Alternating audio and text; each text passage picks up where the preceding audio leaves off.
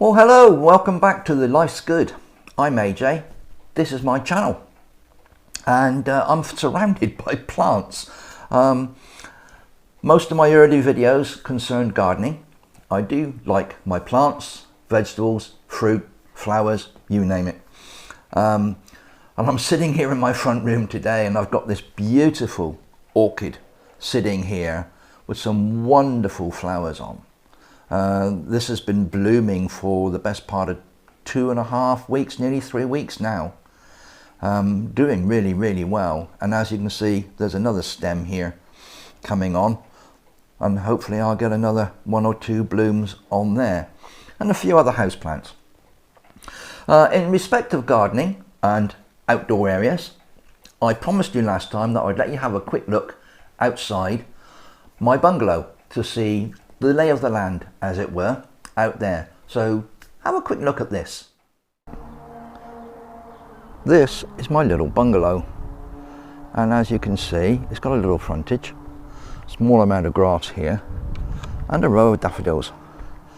Now the council, or the local, my landlord, come and cut the grass here and maintain the grounds around these bungalows. As you can see, it stretches both ways. But this is kind of my responsibility at the front, and there's every possibility that I might be able to put some shrubs, flowers, maybe even a couple of cabbages or some lettuce or something at the front here if I was to cut some borders. But I think I might need to seek some permission before I do that. And as I swing you around, we can see back alongside the bungalow, this is my entrance, exit, doorway. My motorcycle quietly sitting, waiting for me to take her out sometime very soon. And looking back, you can see there's a little section of grass in here between my bungalow and my neighbour across the way. But there's, I suppose, a possibility that I could put some shrubs, a rose or something in here. The only thing I have to be cautious of is that if the landlord's gardening crew come along with their ride-on mowers, there's a possibility that whatever I do put in there could get damaged, I suppose. And if we come to the back, I'll just get through this little gateway here and just pop around. You can see at the back here that there is a large grassed area in amongst these bungalows, and some of these people here have got little sheds put up outside. You can see one there, there's a green one there. They've even got a fenced area there at the back, and the lady in the corner over there has got some raised beds, and she grows all sorts of fruit and veg in that small area outside her bungalow. And if I step forward and turn you around and face back to mine, you can see that is my lounge bay window, my bathroom window, the side door, my little exit gate there.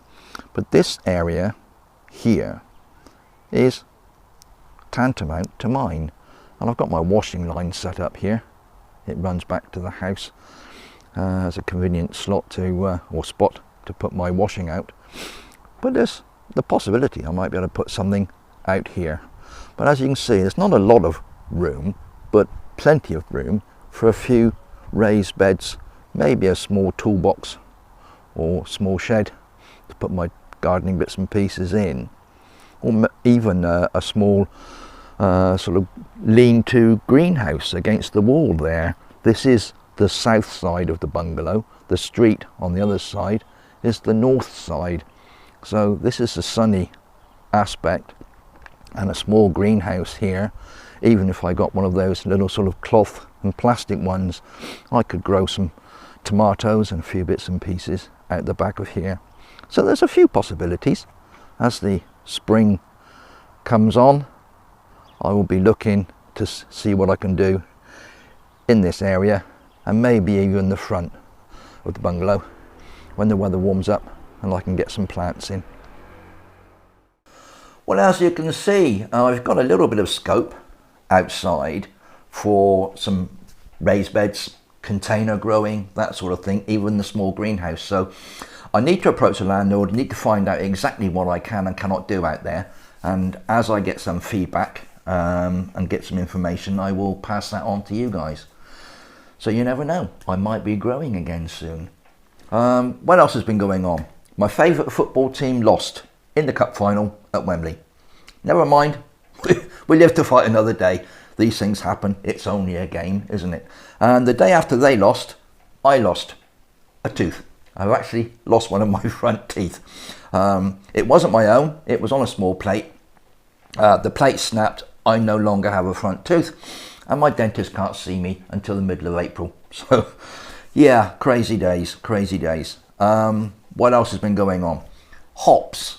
I've had to add the hops to my various beers that are fermenting in the pub in the pantry. Take a quick look at this to see what I did during the week. Well, apologies for the sound on this one, guys. I've had bother with my microphone. If the sound is a bit quieter on this clip than normal, you'll know why. It's a microphone that's been playing up. I need to acquire a new one, so I'll be sorting that out soon. In the meantime, it's time for adding the hops to my Bad Cat brew, and I just wanted to quickly show you how I go about doing that. There are 2 hop sachets provided with the kit. I mentioned this before in the video about making the kit. Amarillo hops, you get a sachet of those, and the Willamette hops, and they come in like a tea bag arrangement. So you get this little bag here that you need to soak in some hot water before you add it to the beer mix. And all I do is, I have added them to cups before, sat them in a cup and added water. On this occasion I'm just going to pop that one in the jug and the second one with it. They're going to get mixed in the beer mix anyway, so I don't see why you should put them in separate mugs and soak them in the water. So both of those I place in my little jug there. I've just boiled the kettle and I'm just going to pour some boiling water on these, just enough to cover them and give them a bit of a soak. Now these 2 hops, I've been doing a little bit of research. I think I said there was one I wasn't familiar with.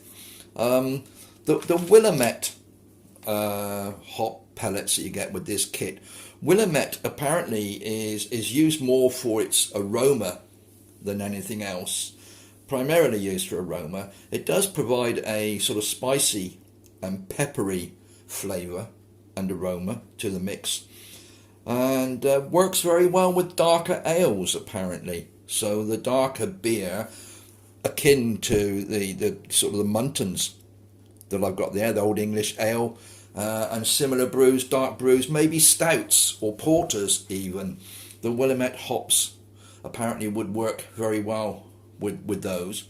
And the other one that came with the kit was Amarillo.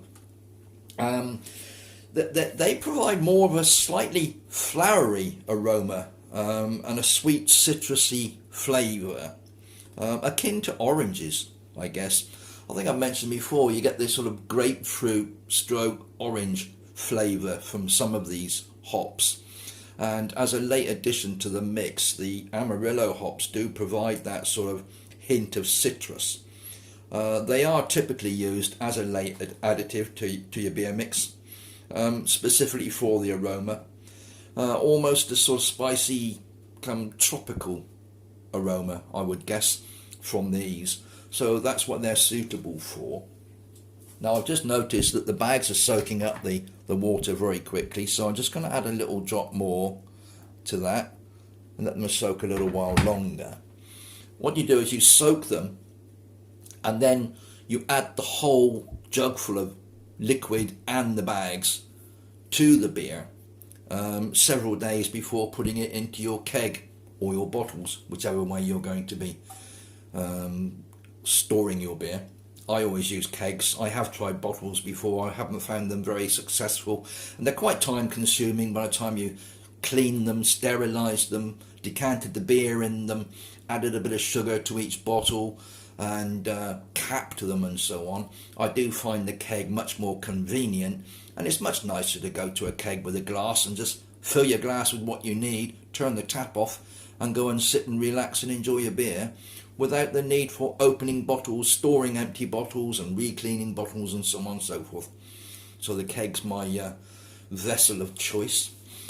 But these hops here, we add the whole thing to the bucket of beer mix. I'm just adding a drop more water there, letting that soak up.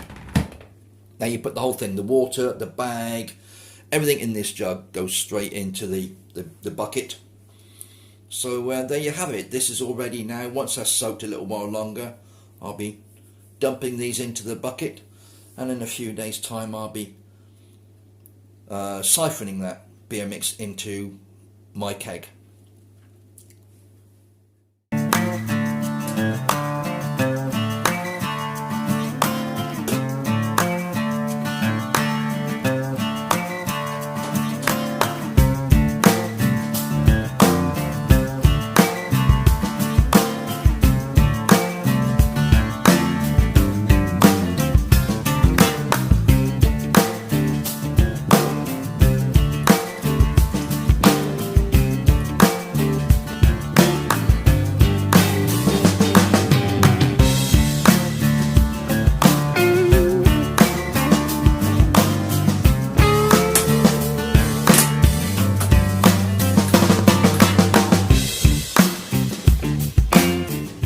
By way of contrast to the hop sachets used in the Bad Cat kit, that's the Brewdog beer kit, the Young's American Amber Ale kit provide you with a sachet of hops that is actually a pelletized form and not in a bag, and you just add these directly to the beer.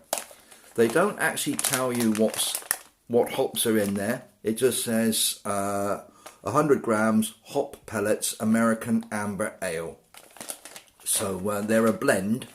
They're a blended pellet of hops that they have provided for you to add to your beer several days before you actually put it in your keg to get that added hoppy flavour, hoppiness, hoppy aroma, if you like to call it that. I do enjoy the extra hops. I do like a hoppy beer. I like mine quite citrusy as well. It'll be interesting to see how these turn out now. But yes, on this occasion, you just add these directly to the beer mix.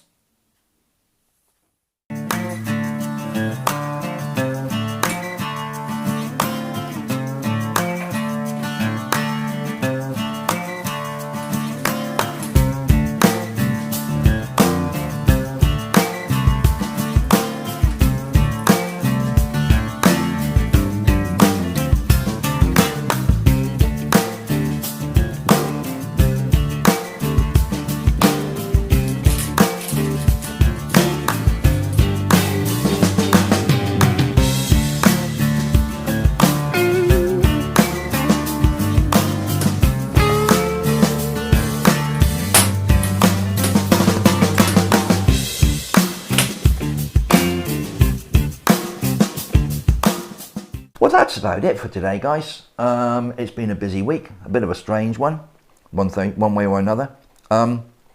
Yeah, thanks for popping in. It's always good to see you. I love chatting to you guys. Thanks for all your comments and your correspondence. And thank you to my new subscribers, by the way. It'd be interesting to know what it is that's prompted you to subscribe, whether it's the gardening aspect or some of my chutneys and jams and homebrew and winemaking or whatever it is. Be interested to know what prompted you to subscribe to the channel. Be that as it may, I'll be glad to see you back. Nice to chat to you again, and whatever you're doing in the next week or so, you look after each other. Stay safe, be happy, and I look forward to seeing you all again here in The Life's Good. Bye bye now.